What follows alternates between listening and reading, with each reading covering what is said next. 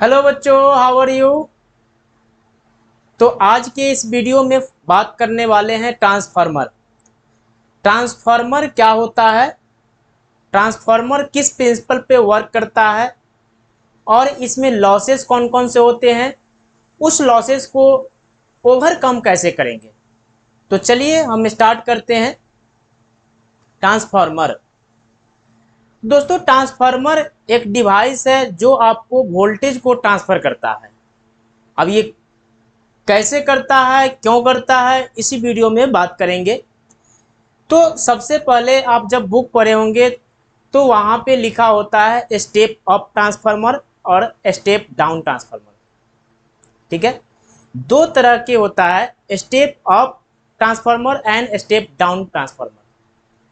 तो step up transformer क्या करता है कि लो वोल्टेज से हाई वोल्टेज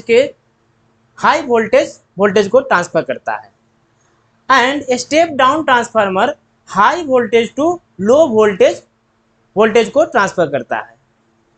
ठीक है, तो सबसे पहले ये नीड क्यों आया। क्या हम स्टेप अप ट्रांसफार्मर नहीं करते तो क्या हम वोल्टेज को सेंड नहीं कर पाते कंज्यूमर तक, जिसे हमें बिजली का रिक्वायरमेंट होता है।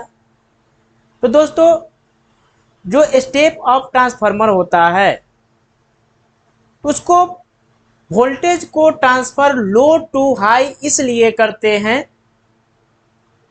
कि जब कभी भी हाई वोल्टेज पे आपको पावर चाहिए, हाई वोल्टेज पे वोल्टेज का ट्रांसफर चाहिए, तो उसमें क्या होगा कि पावर का लॉस जो होता है वो कम होता है। ठीक है, पावर का लॉस कम क्यों होता है कि जब भी आपका वोल्टेज हाई है तो करंट क्या होगा, कम होगा। ओके, तो करंट कम होगा तो हम पढ़ते हैं कि पावर कितना होता है इसमें, आई स्क्वायर आर टी। ठीक है, और पर सेकेंड की बात करें तो आई स्क्वायर आर।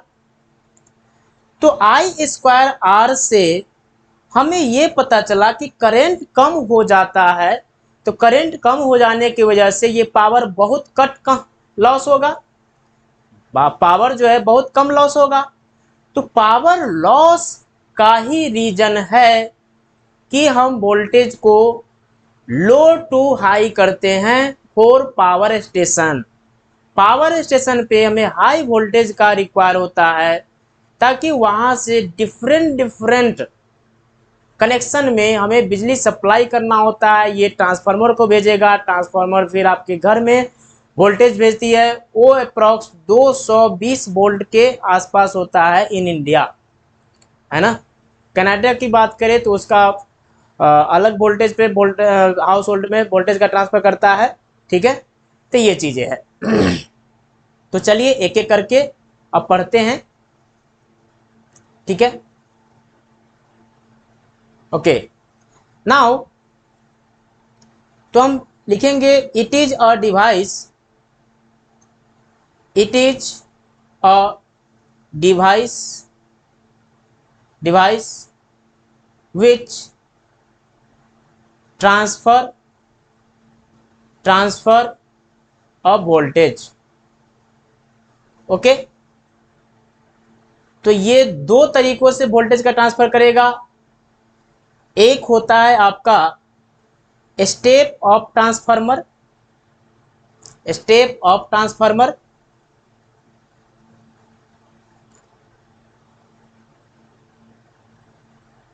एंड दूसरा होता है step down transformer, step down transformer.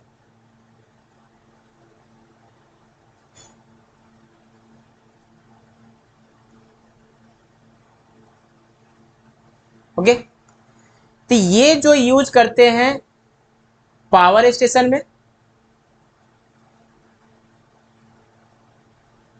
और ये यूज करते हैं हाउस होल्ड में। ठीक है, तो अब अगला बात करते हैं कि इसका प्रिंसिपल क्या है और वर्किंग क्या है। तो हम क्या करते हैं कि एक सॉफ्ट आयरन का कोर लेते हैं, ठीक है, और कोर में हमने क्या किया, एक कॉपर वायर का बाइंडिंग कर दिया,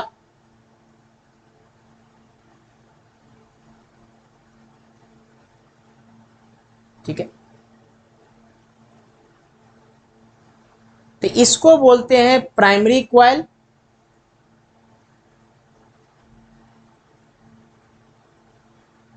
प्राइमरी कॉइल,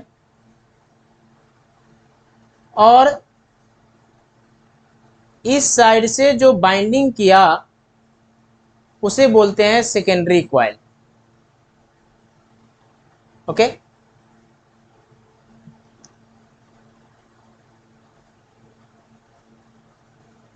कॉइल नाउ, और ये है क्या, soft iron core, soft iron core, ठीक है। तो दोस्तों इसका जो वर्किंग है, प्रिंसिपल, प्रिंसिपल इसका क्या है, प्रिंसिपल ये आपका वर्क करता है म्यूचुअल इंडक्टेंस पे। आई होप कि मैग्नेटिक में आप म्यूचुअल इंडक्टेंस का मतलब समझते होंगे। It works on mutual inductance,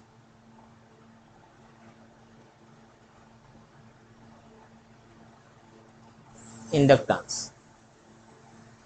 तो दोस्तों जो आप इससे पहले एक सोलेनॉइड पढ़े हैं, सोलेनॉइड में क्या होता था कि एक वायर को आप क्या करते थे, बाउंड कर देते थे, कैसा, सिलिंड्रिकल सरफेस पे या ऑब्जेक्ट पे। तो उससे क्या होता था कि करंट, करंट में चेंज आता था, करंट में चेंज आने की वजह से हमें मैग्नेटिक फील्ड मिलता था। तो मैग्नेटिक फील्ड जो लाइन होता था कॉरेस्पॉन्डिंग टू वायर, मतलब कि अलोंग द वायर होता था। तो अलोंग द वायर जो मैग्नेटिक फील्ड लाइन होगा ऐसे होगा। तो यहाँ पे भी कुछ ऐसा ही कहानी है। यहाँ पे हमने क्या किया कि करंट को चेंज किया, करंट को चेंज करने से हमें यहाँ पे क्या मिलेगा, मैग्नेटिक फील्ड लाइन, ठीक है, मैग्नेटिक फील्ड लाइन। मैंने दो ड्रॉ करके दिखाया, आप एक से ज़्यादा भी, दो से ज़्यादा भी कर सकते हैं। तो दोस्तों ये जो सॉफ्ट आयरन कोर है ना, ये फेरोमैग्नेटिक मटेरियल का होता है।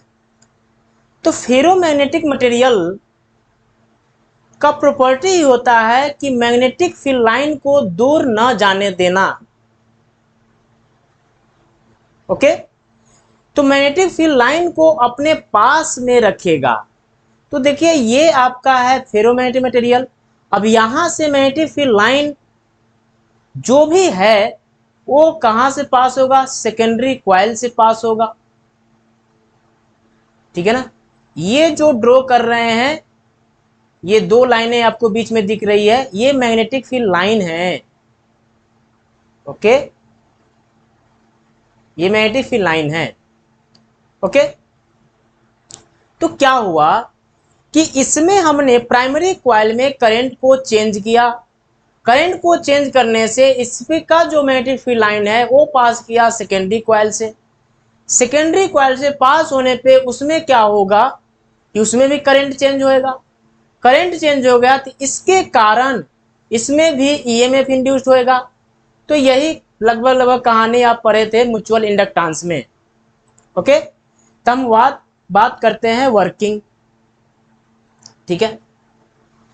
तो ये जो हमने प्राइमरी कॉइल पे जो वायर का बाइंडिंग किया, इसे मैं बोला कि एनपी, नंबर ऑफ बाइंडिंग जो है प्राइमरी कॉइल का, और यहां से जो बाइंडिंग किया सेकेंडरी, एनएस, एनएस। ओके, ये सेकेंडरी नंबर ऑफ टर्न है, सेकेंडरी कॉइल जो बाइंडिंग की है उसका नंबर ऑफ टर्न है। ओके, नाउ मैंने कहा कि इसमें फ्लक्स कितना होएगा, ठीक है। आपको ये पता है कि कभी भी किसी भी वायर से मैग्नेटिक फील्ड लाइन पास करेगा या क्रॉस सेक्शन से पास करेगा तो वो क्या होता है, number of magnetic field line passing through the cross section is known as magnetic flux. तो मैग्नेटिक फ्लक्स इसका कितना होएगा, तो मैग्नेटिक फ्लक्स होगा, हम पहले देखते हैं कि एक कॉइल होता, ठीक है ना, तो उसका मैग्नेटिक फ्लक्स क्या होगा, फाई। तो हम देखेंगे the magnetic flux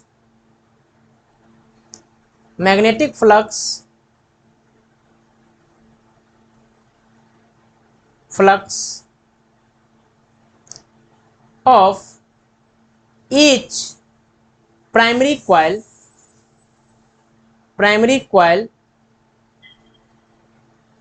is phi.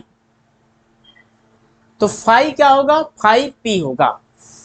Okay, now तो इसमें जो है आपका, मैंने कहा कि total magnetic flux primary coil में कितना होएगा, तो टोटल मैग्नेटिक फ्लक्स एमएफ मैं शॉर्ट फॉर्म में लिख रहा हूं, इसका नंबर ऑफ टर्न कितना है, एनपी, और फ्लक्स कितना है, एन फाई, तो इसको आप एनपी फाई लिख सकते हैं। ऑलराइट, नाउ अब देखिए म्यूचुअल इंडक्टेंस की वजह से फ्लक्स क्या होगा, सेम होएगा, जितना इससे मैग्नेटिक फील्ड लाइन गया पास, मतलब कि जितना इससे मैग्नेटिक फील्ड लाइन पास हुआ वही इससे सेकेंडरी कॉइल से पास होगा, तो ये एनपी फाई है। तो सिमिलरली टोटल मैग्नेटिक फ्लक्स मैं देखूं सेकेंडरी कॉइल में, total magnetic flux in secondary coil ये हो जाएगा N S phi. Alright, now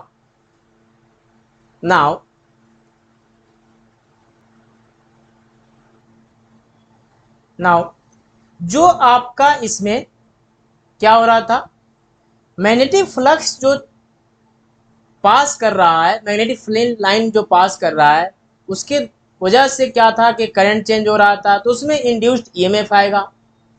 तो मैंने कहा कि induced EMF in primary coil, induced EMF in primary coil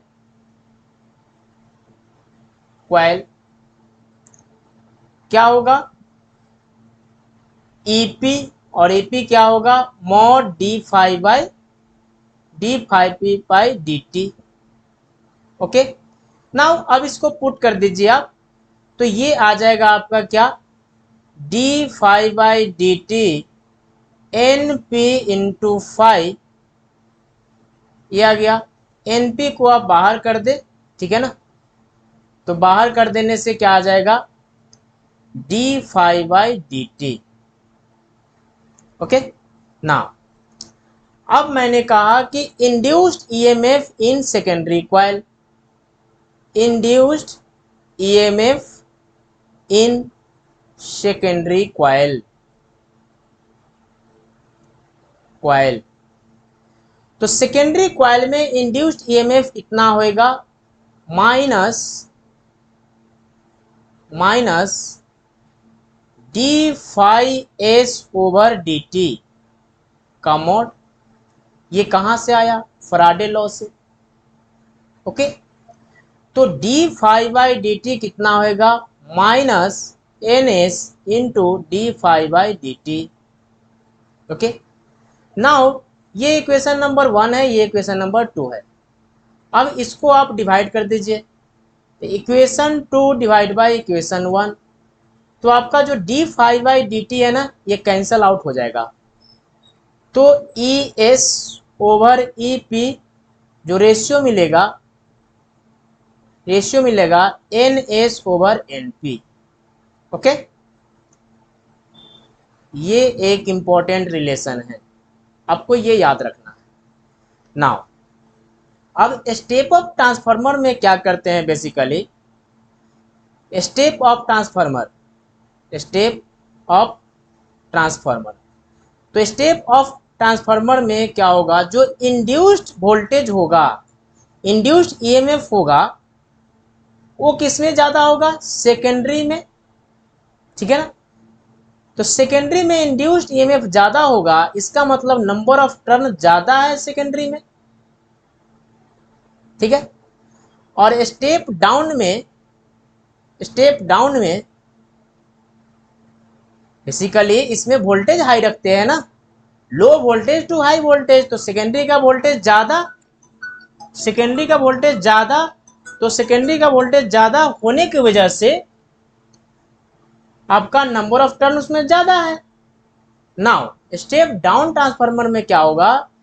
E primary less than होगा ई सेकेंडरी से। तो इसका मतलब है कि जो प्राइमरी का नंबर ऑफ टर्न है लेस है as compare to secondary, sorry number of turn. Hope everything is fine, everything is fine, okay। now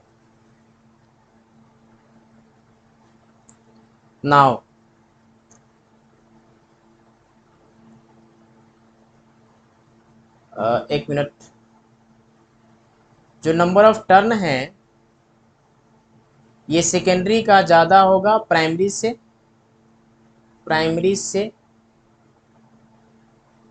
ठीक है। और इसमें हमारा ईएमएफ स्टेप डाउन में high voltage to low voltage करते हैं, हाई वोल्टेज से लो वोल्टेज करते हैं, यानी सेकेंडरी का वोल्टेज कम होगा प्राइमरी से। तो ये जो है आपका प्राइमरी हो जाएगा, ये सेकेंडरी हो जाएगा, ठीक है।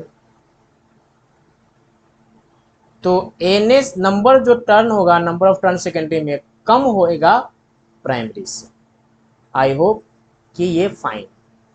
नाउ अब हमने क्या कहा कि 100% इफिशिएंट ट्रांसफार्मर मान लिया।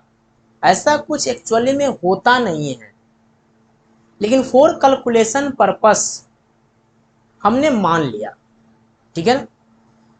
तो इसमें हमें 100% इफिशिएंट ट्रांसफार्मर है, तो हम क्या देखेंगे कि इसमें पावर इनपुट जितना होएगा उतना ही पावर आउटपुट होएगा, जितना पावर इनपुट है उतना ही पावर आउटपुट होएगा। तो power input equal to power output, okay, power output. Now power input क्या होएगा?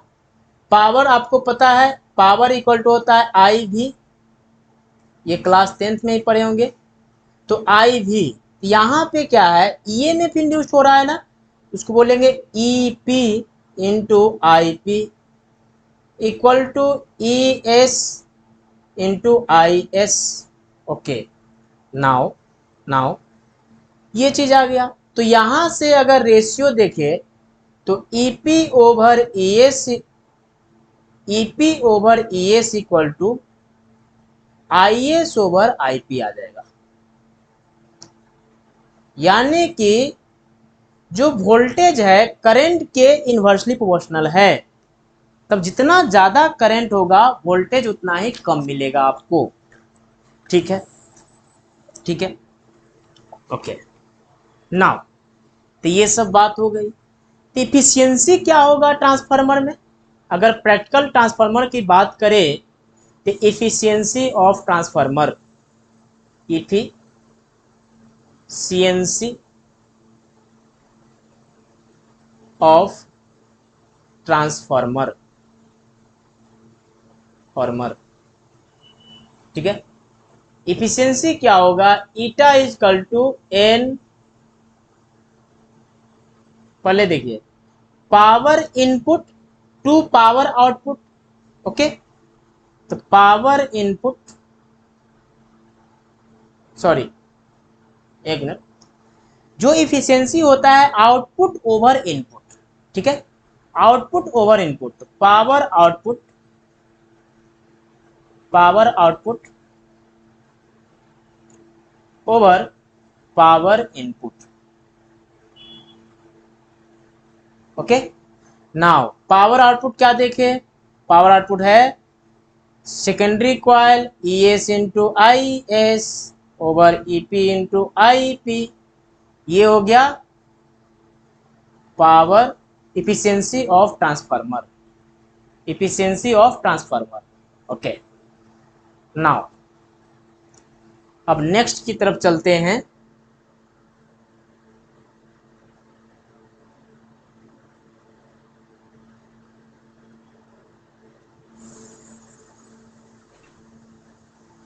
ये हो गया, तो ये अपना था construction, working and analysis of transformer, ठीक है ना, जो कैलकुलेशन एनालिसिस से आएगा। तो इतना आप ट्रांसफार्मर के बारे में जान लिए तो आपको ऑब्जेक्टिव नहीं छूटेगा, कोई भी ऑब्जेक्टिव नहीं छूटेगा, खासकर टर्म 1 के लिए। और एक बात की और ध्यान रहे कि अभी टर्म 1 का रिवीजन कल से स्टार्ट हो जाएगा। ओके, नाउ अब हम बात करते हैं ट्रांसफार्मर में लॉसेस कौन कौन से होते हैं। Energy losses in transformer,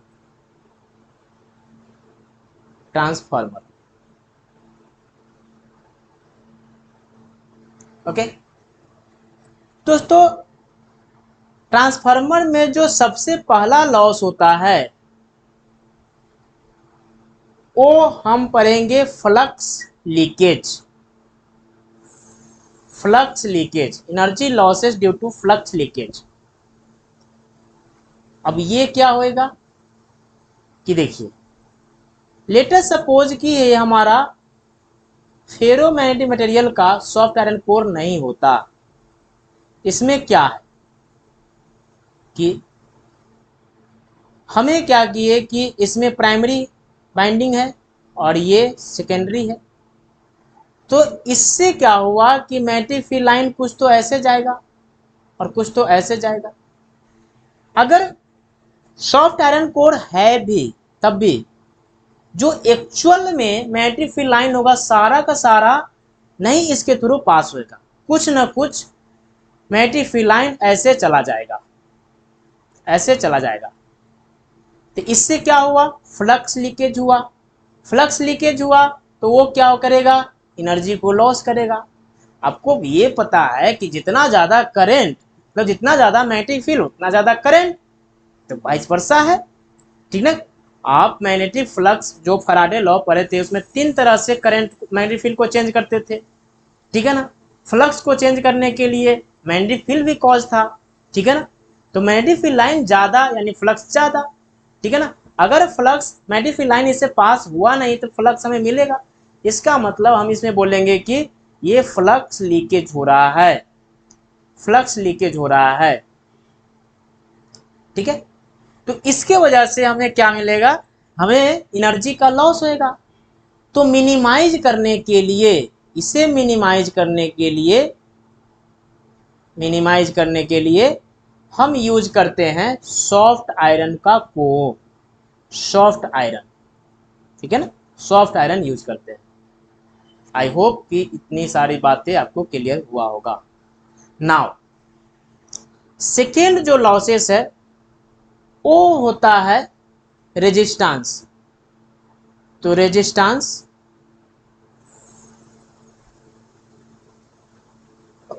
of the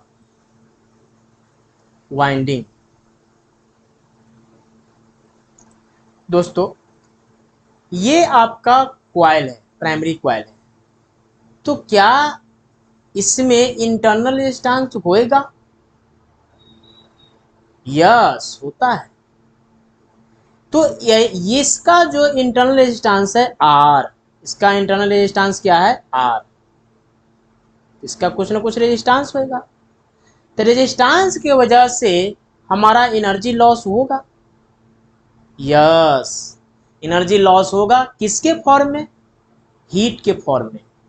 कौन सा, तो आई स्क्वायर आर टी, आई स्क्वायर आर टी, ओके। तो रेजिस्टेंस की वजह से जो एनर्जी लॉस होगा वो होगा I²RT। तो इसे मिनिमाइज करने के लिए आप क्या करेंगे, रेजिस्टेंस को मिनिमाइज करें। टू मिनिमाइज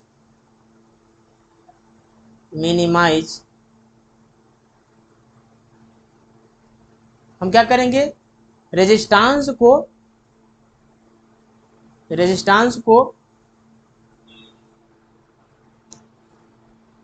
मिनिमाइज कराएंगे। तो इसको मिनिमाइज कराने के लिए आप पढ़े हैं कि सर इस रेजिस्टेंस होता है रोएल ओवर ए। अब रोएल ओवर ए है, यानी कि आप एक्चुअली रेजिस्टेंस को मिनिमाइज करने के लिए आपको लेंथ घटाना पड़ेगा। तो ये तो आपके यूजफुल नहीं है। लेंथ घटा के आप क्या करेंगे, तो आप ये कहेंगे कि हम एरिया को बढ़ा दें, तो एरिया बढ़ाने के लिए आप क्या करेंगे कि मोटा सा थिक वायर यूज करेंगे, थिक वायर, ठीक है ना। थिक वायर यूज करेंगे तो आपका क्या होगा, एरिया बढ़ जाएगा। तो एरिया बढ़ जाएगा तो उसका रेजिस्टेंस घट जाएगा, तो इससे आपको हीट का लॉस कम होगा। आई एम नॉट सेइंग कि 100% ये मिनिमाइज कर देंगे आप, ठीक है ना, लेकिन सम एक्सटेंट तक मिनिमाइज कर लेंगे इसके थ्रू। लेकिन बात यहाँ ये आई कि अगर थिक वायर आप यूज करते हैं तो थिक वायर जो है ना महंगा मिलता है। तो आप कोई भी चीज में आप कॉस्ट पे जरूर ध्यान रखते हैं। तो उसके कारण हम क्या करते हैं कि जिस साइड करंट ज्यादा है उस साइड थिक वायरिंग कर दिए, ठीक है ना। जिस साइड करंट ज्यादा है उस साइड हम क्या किए, थिक वायरिंग कर दिए, ठीक है ना।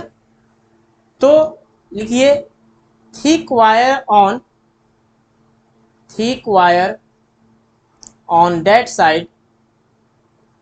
that side where current is high, okay।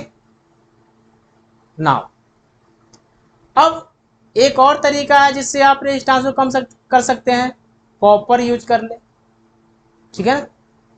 Copper use कर ले, ये सस्ता भी होता है, रेजिस्टेंस भी इसके कम होंगे, ठीक है। तो ये चीजें है। नाउ अब थर्ड टाइप का जो लॉस होता है वो है हिस्टेरेसिस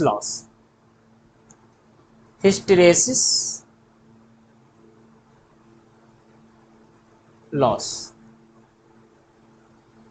ओके। तो हिस्टेरेसिस लॉस क्या होता है कि आपका जो अल्टरनेटिंग करंट है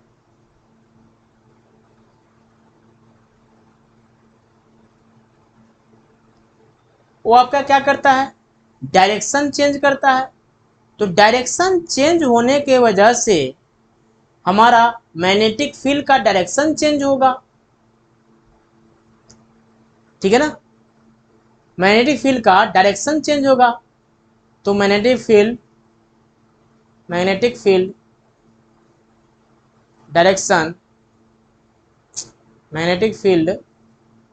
डायरेक्शन चेंजेज कंटिन्यूअसली,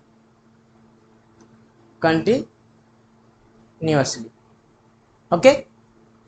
तो मैग्नेटिक फील्ड का डायरेक्शन चेंज होने के वजह से हमें क्या मिलेगा, ये कंटिन्यूअस मैग्नेटाइजेशन होगा। अब ये देखिए कंटिन्यूअस मैग्नेटाइजेशन का मतलब क्या है कि मैग्नेटिक प्रॉपर्टी में चेंज आएगा, ठीक है ना। यू कैन से टेम्पोररी और परमानेंटली, ओके ना। तो मैग्नेटाइजेशन क्या होगा, कंटिन्यूअस मैग्नेटाइजेशन।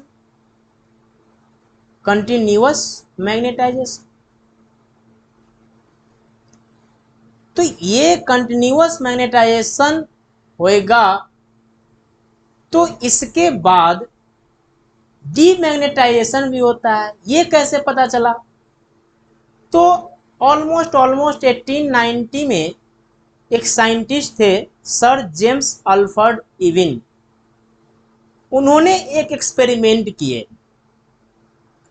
क्या एक्सपेरिमेंट किए कि करंट को बढ़ाते गए, करंट को बढ़ाते गए, करंट को बढ़ाते गए, बढ़ाते बढ़ाते बढ़ाते बढ़ाते क्या हुआ कि उनको मैग्नेटिक फील्ड में चेंज आता गया, चेंज आता गया, चेंज आता गया।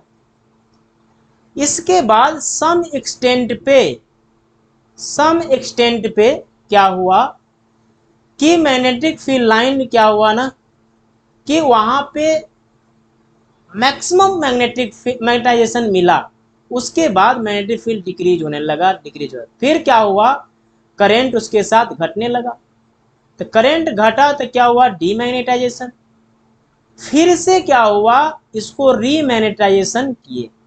ठीक है ना। तो ये आपका जो होता है ना हिस्टैरिसीस लूप, ये क्या है, हिस्टैरिसीस। और ये आपका जो है करंट वर्सेस हिस्टैरिसीस का ग्राफ है।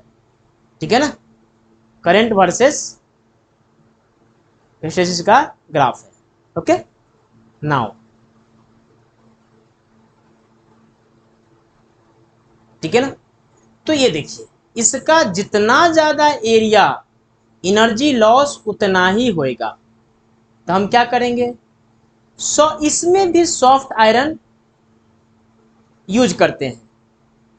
देखिए वेरी इंपॉर्टेंट पॉइंट है सॉफ्ट आयरन का। सॉफ्ट आयरन का बहुत ही ब्यूटीफुल प्रॉपर्टी है कि ये अपना एरिया जो स्टिफ है ना ये कम बनाएगा। ठीक है ना। तो एरिया कम होगा तो उसकी वजह से क्या करेंगे, उसकी वजह से क्या होगा कि एनर्जी का लॉस कम होएगा। ओके, एनर्जी का लॉस कम होएगा। नाउ नाउ अब जो नेक्स्ट वन है तो यहां पे मेंशन कर देते हैं। इसके वजह से क्या हुआ, मैग्नेटाइजेशन, फिर क्या होगा, डीमैग्नेटाइजेशन, डीमैग्नेटाइजेशन। ठीक है, उसके बाद क्या होगा, रीमैग्नेटाइजेशन। ठीक है ना, रीमैग्नेटाइजेशन। ठीक है, रीमैग्नेटाइजेशन। ओके, तो इसे मिनिमाइज करने के लिए हम कहेंगे कि to minimise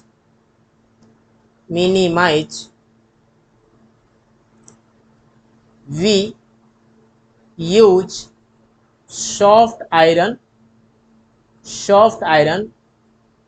which has a small hysteresis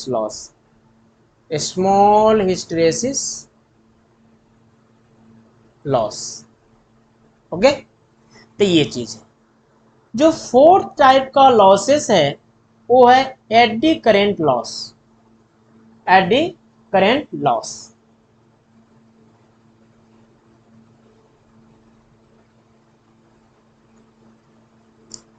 eddy current loss में क्या होता है कि आपका जो है करंट कंटिन्यूसली चेंज हो रहा है। कंटिन्यूसली चेंज होने की वजह से magnetic field line continuously change होगा। जब magnetic field line continuously change होगा तो क्या होगा, मैग्नेटिक फ्लक्स चेंज होएगा। मैग्नेटिक फ्लक्स चेंज हो गया तो फैराडे लॉ से क्या मिलेगा, इंड्यूस्ड ईएमएफ। तो करंट changes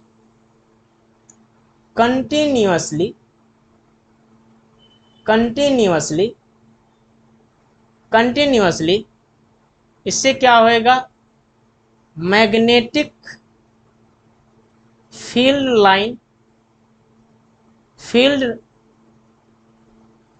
ऐसे बोल सकते हैं, मैग्नेटिक फील्ड चेंजेज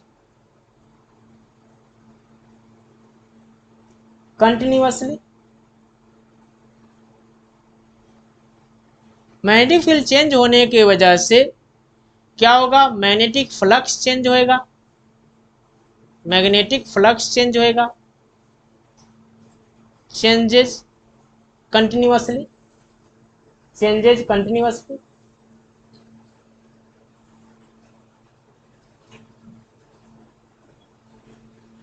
कंटिन्यूअसली। इसके वजह से क्या मिलेगा, इसकी वजह से इंड्यूस्ड ईएमएफ मिलेगा, इंड्यूस्ड ईएमएफ। कैसे? फैराडे लॉ से। तो ये जो है दो तरीकों से मिलता है, ठीक है। इसको हम पहले रफ कर लेते हैं, फिर न्यू स्लाइड लेते हैं, ठीक है।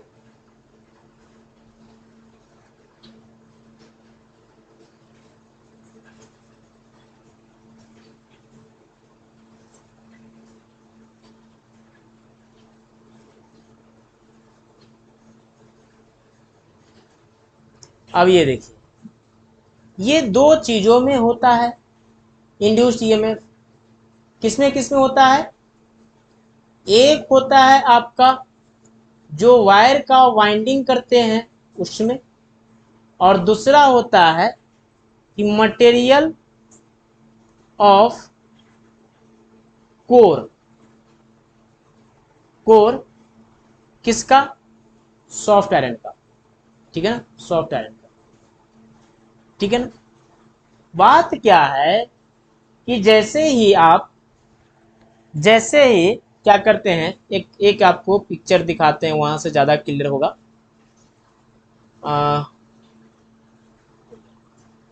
यस,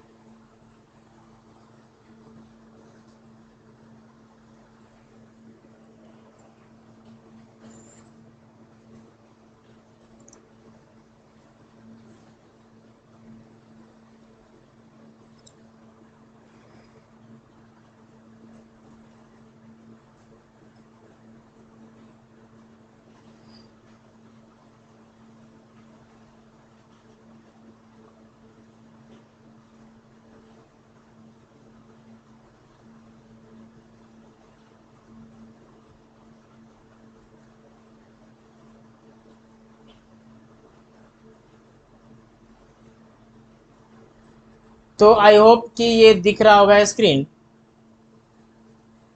नहीं दिख रहा है? Wait wait,